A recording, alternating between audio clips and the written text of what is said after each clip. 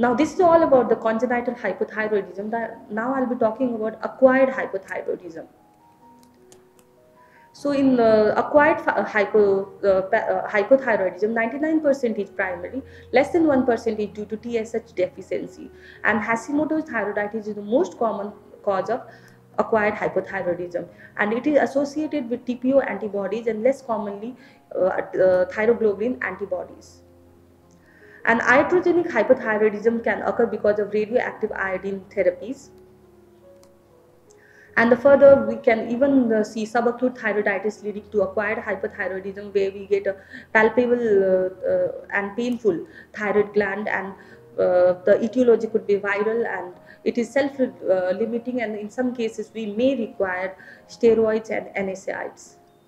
And the next one is a suppurative or acute infectious thyroiditis. This is very uncommon condition, but we can get this. In this also we have very painful thyroid, which very painful thyroid, and bacterial cause is the most common cause, and we treat with the antibiotic and other NSAIDs.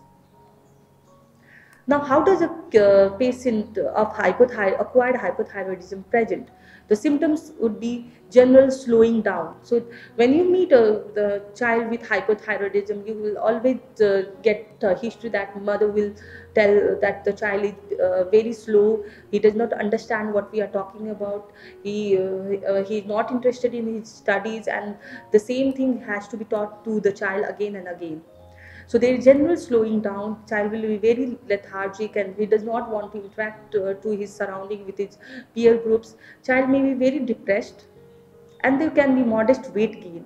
So the child does not want to interact. Child keeps on. So there will be decreased appetite. Still, the mother says that there is a continuous weight gain of the child. Child will have cold intolerance, and there will be hoarseness of the voice, and the skin will be very dry, and child may be constipated. So when a mother brings the child for with constipation to the clinic, we should be very cautious at that time, because we should rule out, is it a case of hypothyroidism or not. And child may complain of aches and pains all over the body. And there can be history of alopecia or a brittle hair by the child or his or her guardian. And in adolescent, there will be menstrual irregularities with excessive bleeding or failure of ovulation. So one thing we have to keep in our mind, that if there is a altered growth velocity, short stature, and when the school performance is deteriorating, we should always rule out thyroid in those grounds. So how does a child with acquired hypothyroidism present to us? So we should first try to feel the skin of the child. Is it very cold? Is the skin very pale, very dry, or the coarse skin? Along with that, we have to look for the periorbital edema is there or not, or there is a edema of hands and feet, puffiness of the face is there or not. And when we try to see the pulse rate, there will be signs, bradycardia would be there, blood pressure, there will be diastolic hypertension we can get. Along with that, we'll get myopathies, and when we check for the deep tendon reflexes are relaxed, delayed, and there will be megacolon, that there will be decreased peristaltic activity. And when we see for the when we auscultate, we can get pericardial and pleural effusion as well. And they can be features of congestive cardiac failure, and they can be edema, there can be non-pitting edema we can get. Along with that, there can be hoarse voice on examination. So I'll be talking about a bit about cretinism. This is the most important topic we should always talk about whenever we are talking about hypothyroidism. It occurs when the iodine intake of less than 25 microgram per day. Iodine intake is less than 25 microgram per day. Normal is 80 to 150 microgram per day. So we have this cretinism is divided into neurological cretinism, and it is divided into myxoidous cretinism. So in neurological cretinism and the myxoidous cretinism, they differ with the symptomatology.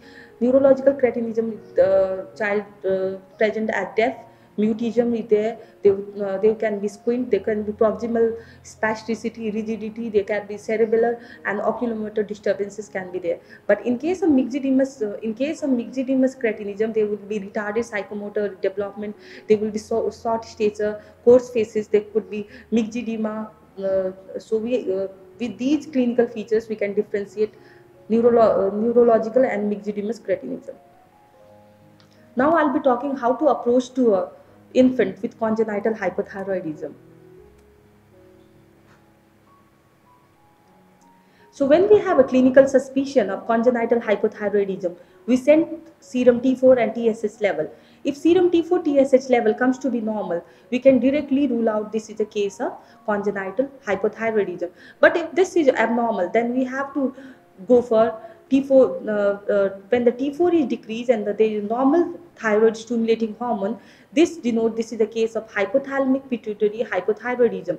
But when T4 is also increased and TSH is also increased, then we have to think of thyroid hormone resistance. But when T4 is decreased and TSH is increased, then we have to go for thyroid radionuclide scan. In thyroid radionuclide scan, if there is an ectopic, then we think this is an ectopic thyroid along the thyroglossal duct. And if there is no thyroid gland, then we can easily rule out this is the case. We can easily rule in the case of thyroid agenesis. Similarly, when there is normal radionuclide scan, we send for thyroid binding antibodies. If it is negative, then we go for thyroglobulin level. If it is present, then we think of this is a case of thyroid hormone synthetic defect or drug effect. If this is absent, then we say this is a case of thyroglobulin synthetic defect. And now, if this thyroid binding antibodies is present, there is a positive, then we have to think of this is a case of transient congenital hypothyroidism because of certain antibodies and drugs, because of drug intake in the mother. And when there is absent uptake, we go for ultrasound. If there is normal gland, then we again send for the thyroid binding antibodies, and then this denotes this is a case of iodine blockage dyshormonogenesis or TSH receptor defect. On investigation, now we have to follow this chart, and different age group have different cutoff values of TSH, T4 and T3. TSH value more than 10 microgram per milliliter at any age of life is always considered to be significant. Now, seeing the other investigation, we have to go for X-ray. In X-ray, if there is absent distal femoral or when there are white sutures and white fontanelles, when there is epiphyseal dysgenesis, when there is a delayed teeth eruption, enlarged or round sella turcica, and beaking of T12, L1, L2, or cardiomegaly or pericardial effusion, then we have to suspect a case of hypothyroidism. In hypothyroidism, we even see for epiphyseal dysgenesis of the femoral head with acetabular changes, and in X-ray spine we showing the changes. We can see the bullet-shaped vertebral bodies. Other investigation which is done in case of hypothyroidism is increased creatinine phosphokinase, increased prolactin. See for the ECG where there is a low voltage P and T wave, and there will be diminished amplitude of the QRS complexes. Urinary iodine excretion will be low in case of iodine deficiency and normal in case of dyshormonogenesis. FNEC of the thyroid gland is to be done to find out the cause of the hypothyroidism. Anemia can be seen in case of autoimmune thyroiditis, and low voltage EEG can also be seen. And whenever we go for the treatment of hypothyroidism, at different age group, we have to start with a different dosage of L-thyroxine. At initially first 6 months, doses are high. We start with 10 microgram per kg per day. But as the age increases, at more than 12 years, we start with 2 to 3 microgram per kg per day. So we start the treatment initially at 25 to 50% of the dosage, and gradually we build over a month time. And drug is to be taken in the empty stomach in the morning, and we should not eat anything for half an hour after taking the drug. And we have to follow every 3 monthly in the first 2 years, then every 6 monthly. And annual estimation of the bone age to be done. And how could we know the response to the therapy? When the pulse rate start increasing, the appetite is improving, and the constipation disappear, we think, okay, the child is responding to our drugs. There will be diuresis, psychomotor improvements. We can see the delayed deep tendon reflexes are disappearing. Along with that, we see the hoarseness goes off, and the T4 returns to its normal value by 6 months, and TSH returns by say 3 months of starting of treatment. So even after starting the treatment, even if the child is not responding to our drugs, so first of all we have to think of what is not letting the drugs respond in case of in these patients. If the dosing is inadequate, if you are not giving the adequate doses, then the child may not respond well. If the child is not compliant, is missing the doses in between, and if the product is expired, we have to the child won't respond. In case of malnutrition and in malabsorption also, we not may not get the appropriate results. And now complication we have to anticipate in if the child is not responding to our treatment. They can be heart failure, ventricular failure, hyponatremia, ileus, medication sensitivity, hypothermia, adrenal insufficiency, and coagulopathy could be complication which we can get in case of hypothyroidism.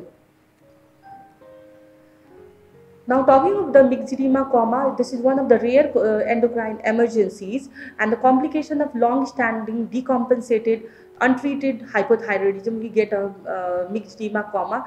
There will be marked impairment of CNS and cardiovascular system functioning, and this is a misnomer because here we actually don't get comatose patient.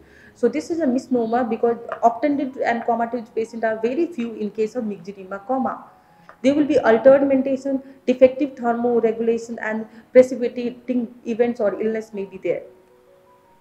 And this for these patients, we have to admit them into ICUs and start intravenous hydrocortisone and levothyroxine as soon as possible. So the take-home message is, so thyroid disorder is the most common endocrinopathy observed in children and is often treatable. And failure to diagnose and treat promptly may lead to irreversible neurological damage. And thyroxine is a wonderful drug and great reduction in the morbidity. So we can easily see here. So you can see the initially with the congenital hypothyroidism, the child has dipping in the weight and has a dipping in the height. So with the treatment, the child so there will be catch up growth and the weight gain. You can easily see. So this is reaching about around your 50th centile, and this is also reaching around 50th centile. So the timely treatment can have a wonderful results. Thank you.